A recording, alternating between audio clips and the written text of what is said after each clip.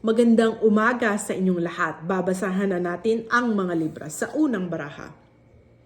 Isang lalaki nakabendang ulo, nakatingin doon sa maraming wan. Sumisimbolo ng paghinayang sa magagandang opportunity na nawala sa iyo, mga libra.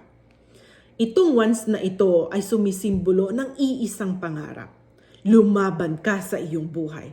Huwag mo nang isipin kung anuman ang nawala sa iyong buhay, mga libra. Pangalawang baraha.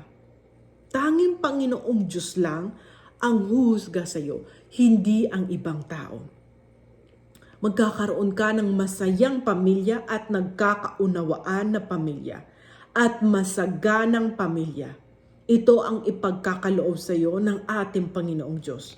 Sa panghuling baraha.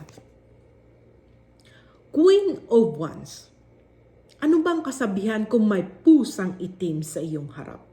Ibig sabihin, malas, dala ng hindi magandang intensyon sa iyo.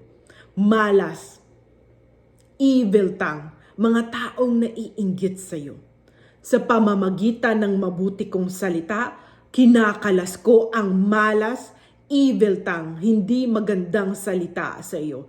Ang mga taong hindi totoo sa iyo, kinakalas ko silang lahat, mga libra, para papasok na ang magagandang opportunity sa iyong buhay at para sa iyong buong pamilya, para makamit mo ang masayang buhay, mga libra.